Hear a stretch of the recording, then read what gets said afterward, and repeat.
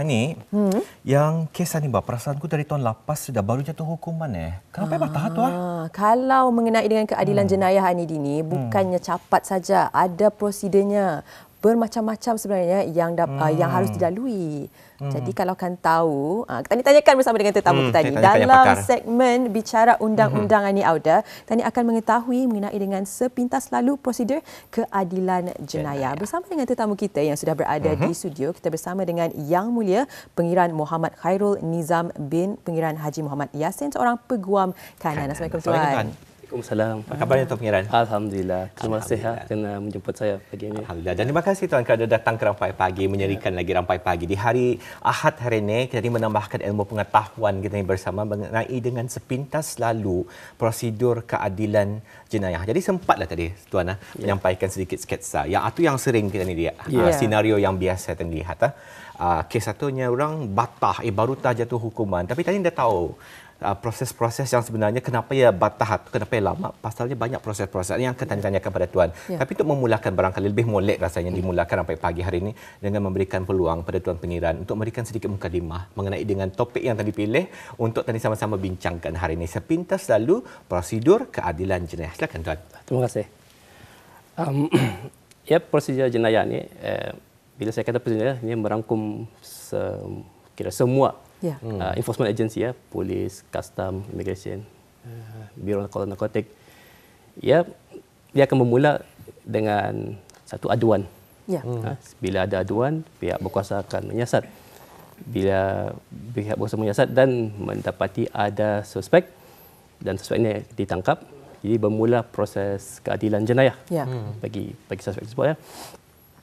Jadi setelah suspek itu ditahan, pihak berkuasa boleh menahan mereka sehingga 48 jam.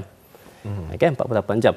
Di penghujung 48 jam ini, mereka sama ada akan dilepaskan, boleh dilepaskan tanpa jaminan atau dilepaskan di bawah jaminan polis atau mana-mana pihak berkuasa. Tapi sekiranya pihak berkuasa merasakan mereka memerlukan masa untuk menyiasat, mereka boleh menghadapkan suspek tersebut ke mahkamah dan memohon perintah riman. Perintah riman ini boleh sehingga 14 hari, tetapi boleh seminggu, 3 hari, terlalu kepada keperluan mereka. Jadi dan jika pihak mahkamah bersetuju keperluan itu munasabah, jadi mahkamah akan membenarkan perintah riman ini, dan selepas habis perintah riman, tertaluk kepada siasatan. Jika siasatan lengkap, mereka boleh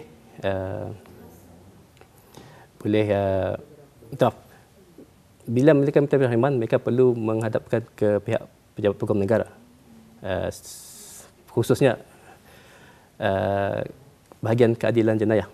Mereka akan pegawai di keadilan jenayah akan menentukan sama ada bukti ini cukup atau tidak untuk mohon riman atau mengambil pengakuan. Jadi bila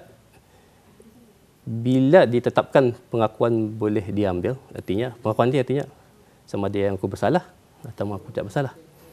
Jadi jika pengakuan diambil dan yang tertuduh itu mengaku bersalah, jadi selepas dia mengaku bersalah akan dibacakan fakta kejadian. Ini penting. Dan tertuduh itu perlu bersetuju terhadap isi fakta jenis. Dan jika mereka setuju, selepas itu mereka diberi peluang untuk memohon hukuman yang seringannya. Dan selepas itu barulah pihak mahkamah akan menjatuhkan hukuman. Itu jika mereka mengaku bersalah. Jadi prosesnya cepat. Jika mereka mengaku tidak bersalah, jadi akan ditetapkan tarikh perbicaraan. Dan perbicaraan ini yang biasanya akan memakan masa. Kerana untuk menentukan tarikh perbicaraan, perlu menentukan tarikh sama ada mahkamah, pihak pendakwa, dan jika usaha itu mendapat khidmat peguam. Jadi ketiga-tiga penjuru ini perlu mendapatkan tarikh yang sesuai untuk menentukan. So mungkin 2 bulan, 3 bulan, 4 bulan, 6 bulan ke hadapan. Jadi selepas itu perbicaraan akan dilakukan. Proses perbicaraan yang lazimnya pihak pendakwa akan memulakan dengan memanggil saksi-saksi mereka untuk menunjukkan bukti-bukti yang telah didapati, dan selepas itu jika pihak mahkamah berpuas hati ada bukti terhadap masalah ini, jadi masalah itu akan diberi peluang untuk memberi pembelaan mereka, artinya membagi keterangan. Begitu mahkamah yang bukan saya melakukan akan memanggil saksi. So, setelah selesai pembelaan akan diadakan rumusan kes dari pihak pendakwa dan pihak pembelaan. Setelah itu baru pihak mahkamah akan meneliti segala bukti yang ada dan menyampaikan result dia lah, sama ada bersalah atau tidak. Jadi kalau tidak bersalah dia akan lepas, dan jika dia bersalah akan diberi peluang untuk meminta hukuman yang ringan dan seterusnya dijatuhkan hukuman. Jadi itu prosesnya. Sedikit rumusan, sedikit mukadimah mengenai dengan prosedur keadilan jenayah. Namun ingin mengetahui dengan lebih terperinci lagi, terutamanya apabila tertuduh ini tertuduh terjadi suspek. Tapi ingin mengetahui sebenarnya apa hak mereka sebagai tertuduh. Hak mereka yang pertama, seperti saya terangkan tadi, mereka hanya boleh ditahan selama 48 jam. 48 jam, saya ingat 48 jam. Dan selepas itu perlu dilepaskan atau terlihat. Jadi artinya pihak berkuasa tidak boleh suka hati menahan sepanjang-panjangnya. Jadi mereka perlu minta kebenaran dari mahkamah, dan mahkamah perlu berpuas hati sebelum menyambung perintah tahan atau perintah riman. Kami kira perintah riman. Seterusnya setelah biasanya di pihak siasatan ini, saya tahu kalau kita melihat televisyen, orang soalnya akan cari peguam. Tapi bagi kami undang-undang tidak ada memberi hak untuk memanggil peguam. Kerana ini masa untuk pihak berkuasa menyiasat. Jadi ini hak mutlak pihak berkuasa untuk menyiasat. Dan sebenarnya mereka akan menyiasat ikut prosedur mereka. Mereka perlu merekod statement dan sebagainya. Jadinya biasanya apabila mereka telah dihadapkan ke mahkamah, baru mereka berpeluang untuk mencari peguam. Kalau boleh tanyakan ni Tuan, pasal pemahaman saya mengenai dengan proses menuntut keadilan dan sebagainya, kebanyakannya datang daripada apa yang ditonton di kaca TV, daripada drama dan sebagainya. Mungkin tidak tepat Tuan. Kalau boleh diberikan gambaran yang lebih tepat sebenarnya, dalam pada seseorang yang dituduh atau belum lagi jatuhkan hukuman, tapi mungkin bersalah, jadi dalam usaha untuk mencari peguam, jadi bagaimana kedudukannya jika orang yang dituduh ini mungkin kurang mampu barangkali untuk mendapatkan peguam sendiri. Jadi itu macam mana proses itu Tuan? Di Brunei, kerajaan hanya akan mengambil peguam bagi pesalah, bagi kes-kes yang mana hukuman mati. Untuk kes-kes berat yang hukuman mati, kes dadah, kes bunuh, ada kerajaan menjadikan legal aid. Tapi bagi kes tersebut sahaja. Tapi bagi kes-kes lain, jika mereka tidak mampu mengambil peguam, jadi mereka terpaksa membela diri mereka sendiri. Jadi bila mereka membela diri mereka sendiri, pihak mahkamah akan sedikit sebanyak akan membantu maksudnya memberitahu mereka ini peluang mereka untuk menyoal saksi-saksi, untuk mereka bertanya apa mereka rasa penting untuk tuduhan tersebut. Jadi sebenarnya bukan semua tuduhan dibolehkan untuk mengambil bantuan peguam ni, Tuan. Maksud saya peguam yang disediakan yang dibantu oleh kerajaan. Faham. Namun sebenarnya semua jenis tuduhan boleh sebenarnya meminta bantuan daripada seorang peguam ni. Jadi semasa tempoh reman ataupun tempoh tahanan dalam 48 jam itu, adakah tertuduh boleh memilih untuk berdiam sahaja, tidak memberikan sebarang statement ataupun sebarang apa kata pun akuan kepada pihak berkuasa? Bagaimana, Tuan? Boleh. Mereka boleh berdiam diri. Ya. Pihak berkuasa boleh bertanya dan mereka boleh berdiam diri. Tetapinya sekiranya mereka ada pembelaan, ada perkara yang boleh membantu mereka di dalam pembelaan mereka, jika mereka tidak menyuarakannya awal, tetapi hanya akan menyuarakannya kemudian ini mungkin akan mendatangkan kesangsian daripada mahkamah sama ada untuk mempercayai apa mereka kata, oleh kerana mereka telah diberi peluang di awal-awal siasatan untuk memberi pembelaan mereka, tapi mereka enggan memberi pembelaan tersebut. Jadi mungkin di kemudian hari waktu bicara, mahkamah mungkin kurang percaya. Sebab siasatan awal ni bukan saja bagi pihak polis untuk mendapatkan pengakuan, tapi bagi pihak tertuduh untuk memberi pembelaan mereka. Jadinya tidak semestinya berdiam diri itu perkara yang baik. Yang betul. Yang betul, Bukan apa, rasanya soalan yang cukup menarik, Hani. Lagi kembali kepada macam perkongsian tadi, Tuan. Kebanyakan terlihat daripada kaca TV. Kebanyakan drama-drama pun masanya kalau terlihat yang mengenai dengan undang-undang ni, bila dia ditangkap, I'm not talking anything, I'm not saying anything, just talk to my lawyer. Tunggu tah lawyer datang sekarang. Tapi seperti diterangkan tadi, indah semestinya berdiam diri itu merupakan satu tindakan ataupun keputusan yang baik, Tuan.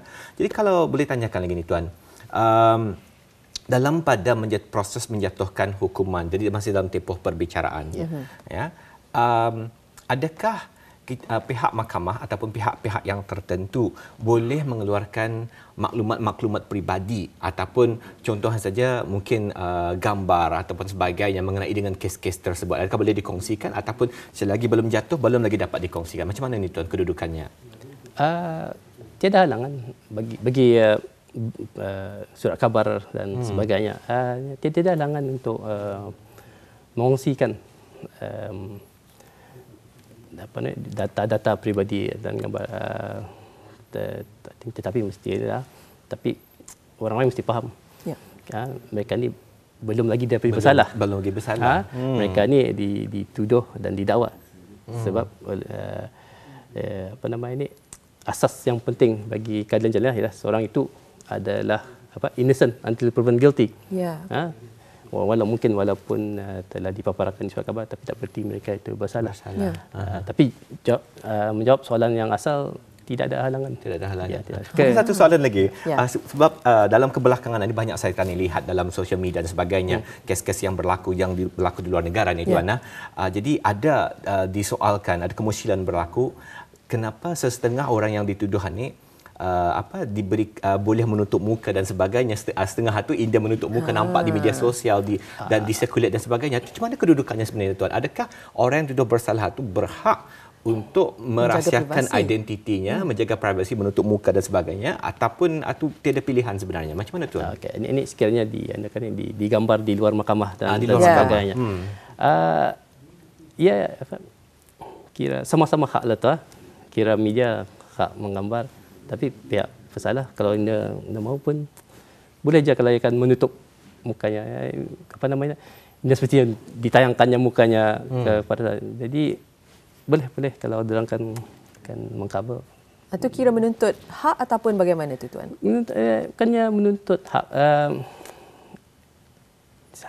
Mereka tidak dihalang daripada buat demikian. Jadi boleh.